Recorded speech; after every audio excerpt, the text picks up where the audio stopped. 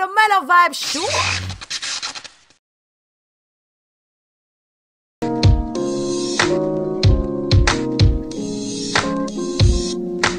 Closer to my dreams.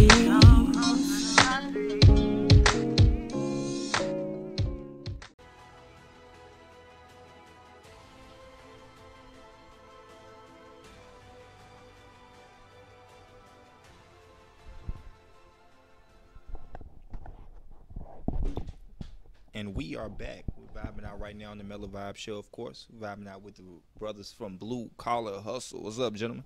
How you doing? What's good, man? What's poppin'? How y'all doing? What's good? Doing pretty awesome in person. All right.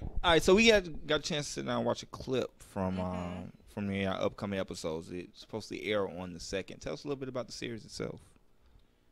Basically, Blue Collar Hustle is the blood, sweat, and tears of black excellence. And the way I wrote it and the way I conceptualized it is I wanted to show black men and black women as upwardly mobile, as aware of what's going on in the community.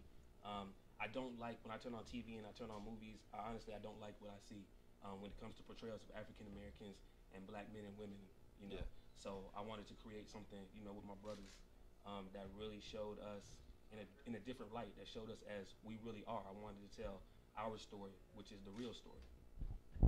Okay, so for the series to come, like, would you say, like, this is going to be more of, like, a documentary of, like, everyone's life who dealt with, like, police brutality or, like, anything? Like, is it going to, like, foreshadow, or is it going to, like, just backpedal to slavery? Like, what all can we really, like, expect? As far as documentary, it's not really a documentary. It is a scripted series. And really what it is it's based off of earlier last year, you know, we went through a lot, us as African Americans, you know, with police brutality, you know, and just culminating with Donald Trump's, you know, inauguration. And it really just said that we don't live in post-racial America. You know, everybody kept saying after, you know, Obama was elected that we now live in post-racial America, and, you know, all of a sudden racism is over now, it's gone. Like, nah, it's still here, and alive and well. Somebody needs to stand up, and somebody needs to say that we are black, we're proud to be black, we love being black, and we want to make something for the black community.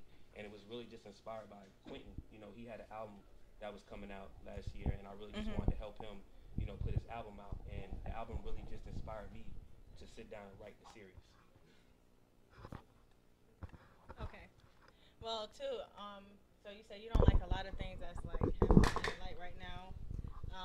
How would you feel about the movies that they have for black people now? Like, think about all the slavery movies they created, The Butler, 12 Years a Slave. Do you feel like it's too many depictions of that, or do you feel like they need to show something of us actually, like, being strong for sure? I feel like we need balance. Everything has its purpose. So I'm never going to say that we don't need to see movies that portray our history in this country. One of the morals that I live by and what really helped create the show was the saying Sankofa. And what Sankofa means is those that do not know their past are doomed to repeat it. Right. So we have to know our past. We need 12 Years a Slave. You know, we need movies like Sankofa.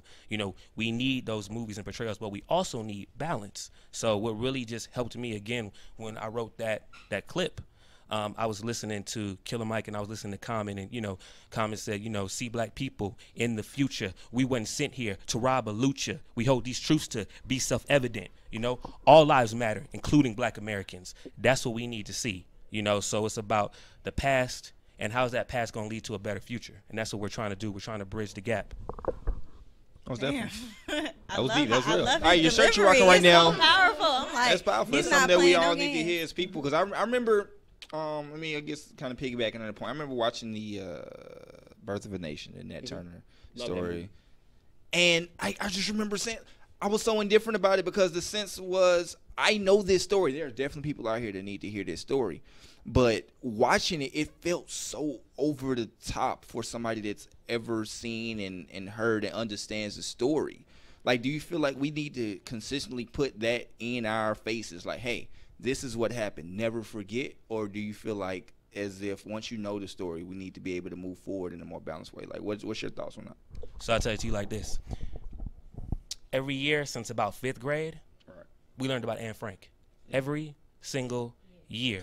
Yeah. No, I'm serious. Every single year, it was the Diary of Anne Frank, and we were doing the play, and we were talking about it, and we talked about Black History Month for about 2 weeks. Yeah. You know what I'm saying? And we talked about Black history, and if it wasn't for my father, you know, who instilled these disciplines in me, I wouldn't know anything about it. So again, no, we need to see it. The youth need to see it. You know, I take my hat off to Nate Parker, you know, for putting that out there, because again, I don't think that telling the truth can be over the top. You know, again, now for somebody like yourself who knows the story, it may not be for you, you know, but your children, it may be for them, because they need to know about it.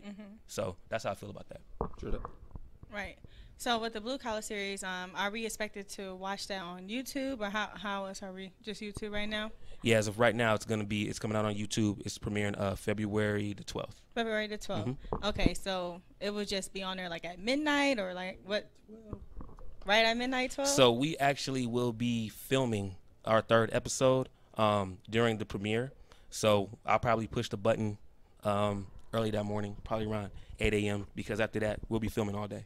The 3rd episode is very powerful. Yeah. Very powerful. Okay. Can you give us a little detail on it? It's still a little secret. Small detail. Get a little bit. I mean, the 3rd episode touches on, definitely touches on police brutality.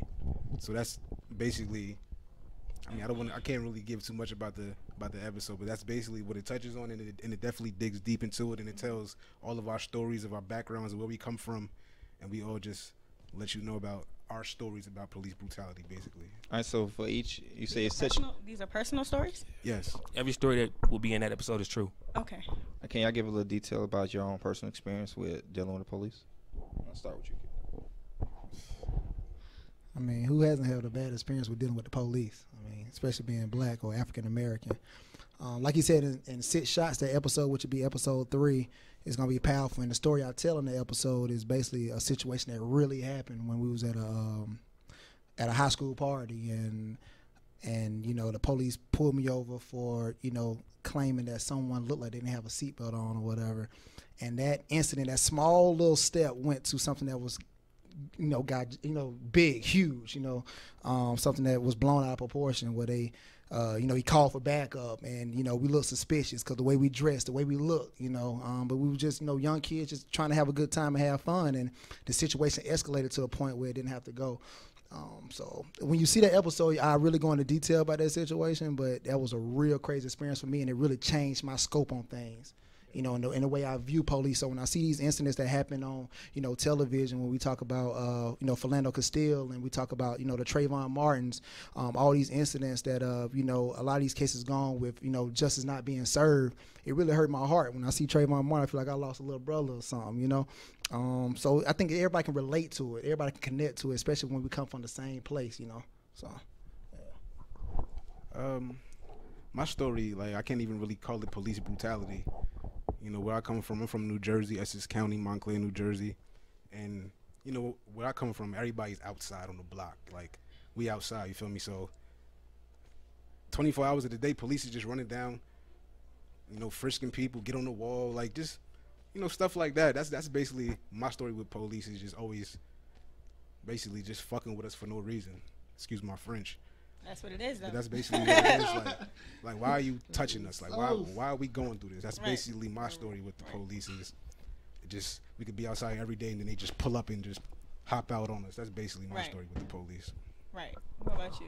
I mean, my story is, again, it's pretty much twofold. I can see both sides of it, for the simple fact that I have had personal, you know, interactions with the police that were not positive whatsoever. But on the flip side, my best friend, who's like a brother to me, you know, is APD. You know, he's a police officer, and me and him, we go at it almost daily nowadays about certain things we see on TV, and he's like, well, you know, it happened this way, and this is what the issue was, and this is what people don't understand. And I'm like, well, the thing is that people don't understand, and they need to be educated, but honestly, there's no excuse. There's just no excuse for the mass amounts of our people that are lying dead that didn't have to be. You know, there's no excuse. Like, to me, there's no debate. And, you know, that's my brother, and he gives me a little bit more of a way to look at it within a certain scope in certain situations. But the problem for me is that there's just no excuse for what's going on and the lack of justice that's going on. So Has he ever mentioned anything like as far as like you talk about having the two sides of the perspective? Have you ever enlightened you on anything that made you go, "Oh, I can see why the police like would feel that way," or is there anything that made you almost change your mind about things, or just brighten your scope? Yes and no. Certain things that have to deal with policies, yes. But for me, there's no change in my mind about, why Philando Castile is dead. Right. There's no change in my mind about why Alton Sterling is dead. There's no change in my mind about why he got stopped. You know what I'm saying? Graduated from high school, 17 years old, and got frisked and they tore up his car for no reason whatsoever. Like, there's no change in my mind. Like, things need to change. Like, I don't need to change my mind. They need to change. Mm-hmm. The system needs to change. Mm-hmm. So that's what it is. You know what? This is something that I heard one of my friends speak about, and I just want to hear you guys' opinion too. But we was talking about Donald Trump and President Obama, of course, and I was like, I really feel like President Obama did a pretty good job as a president, especially being a black president at that. And he said, I mean, he did good, but there's some things I feel like he could have changed. And I said, what do you feel like? And he said he literally could have enforced with every police force, like, you guys need to go through real training. Like, you guys need to understand people's backgrounds, what this is, what this isn't. Understand that they're not being bad children. This is just how they are. This is just how their behavior is. Doesn't mean they're hurting anybody. And he feels like, he didn't take his time out to actually enforce that and try to correct police brutality. Do you feel like he could have did a better job with that too? Or how else do you expect to change it? Because think about it now too. Like, lawyers, they have to go to school for like 3 years to become a lawyer. Like, they're in training for like 6 months and they become a police officer. Right. And it's completely not fair, Correct. So I just want to hear you guys' ideas about it. I'm going to pass my mic to you too. You said you talking about Obama? About Could he have done? all the Do ideas, you feel like he could have done more? As I far as, mean, like, yeah, police my brutality, things like that. I mean, my opinion, I think he could have possibly done more, but I think he probably did as much as they would probably allow him to do. I think as a president, you still don't have full control. You have to go through Congress. You have to go through so many obstacles. And I think he really had a hard time through them 8 years. So I think his heart is always in the right place. I think his intention was always there. But, of course, I think it's certain things that I think he didn't look at or kind of had to turn his head on. That I think when it comes to police brutality, he could have done some things with changing the training. They really do need to go to a more strict training. I think a lot of these guys' background don't be checked thoroughly. Because some of these guys are the way they act off emotion. A lot of these police you see out here now, they acting off. You see the Philando Castile, like we talked about that case earlier. You just talking about a police that really reacted off of emotions. It seemed like he was, he was pretty much lost his mind in that 10-second span when he shot Philando Castile for no reason. So I think at the end of the day, he done as much as he could do. But I do think it's some things in between the line, like it's a little gray area there where I think he could have dug a little bit deeper and did a little bit more. Yeah. I mean, I feel like he did his best job. I feel like he did the best he could do. You feel me? I mean, there's no way in hell that a person can do everything the 100%. You feel me? Like, you're gonna get a C sometimes. You're gonna get a B sometimes. You may get a D sometimes. You feel me? He did the best job he can do, especially as a black man. He led by example, and he did it clean. Like, that man did all 8 years clean. You can't say nothing about him. Nothing. He's 100% A-OK in my book. Shout out to Obama, man. We still love You Obama. already, man. I know we really Still love Obama. That's my president, man. Of course. That's how I We really need to feel. put him on a leasing agreement, like month to month. Right. No, for real. Like, we need this man. That's exactly how I feel too. Because Trump, you don't know what you're going to get. I'm scared, and then you look at I him, know we're gonna like, get have you impeached seen how in many- the next year. What you gonna get? Yeah. We were watching the View earlier with what was it, Amarosa? She was very hopeful. Oh, she was very hopeful, but like you said, we don't know what we're gonna get with this guy. Like you said, you know what you're gonna get with this guy, but it's scary. It's crazy. It's really. You think gonna scary. get him? Right. We actually put out a tag that was specifically about the Trump inauguration. The day that he got inaugurated, we actually weren't watching the inauguration because we were actually rehearsing. So we were rehearsing late into the night, and we thought that it was just a given that Clinton was going to win. So we just ended up, we turned on the TV, and what you saw was like, this is the craziest thing ever. Trump will be your new president. And we just froze. We just stopped. All of us were like, What? and one of my friends like looked around and he said, and again, excuse my language, he said, he fucking won? And I Yeah. said, this is awful for America, But this is great for us because I just wrote a tag in my head. I said I just wrote it in my head. 5 minutes after that, I wrote the tag and we put it out there. So it's on YouTube right now. It's called The Nightmare of Great America. That's what it's called. Yeah, I know I went to sleep on it. I didn't even want to. Yeah. Wait, I woke up to it though, and I was like, "Damn!" Like, I was like, "No." I was just like, yo, I hate when I'm right. Like because I predicted this before. I was just like, I don't think we realize how misogynistic and how racist America truly is, especially the middle of America, where people.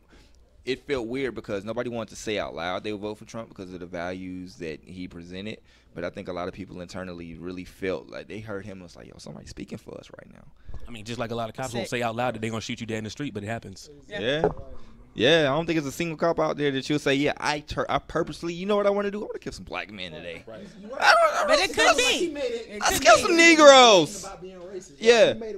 Nobody wakes up like that, but it happens quite often. So We're not very sure. They could. they very well I'm could. sorry. That's why I'm so. like, I believe so. America is so I believe so. unpredictable. Every person in the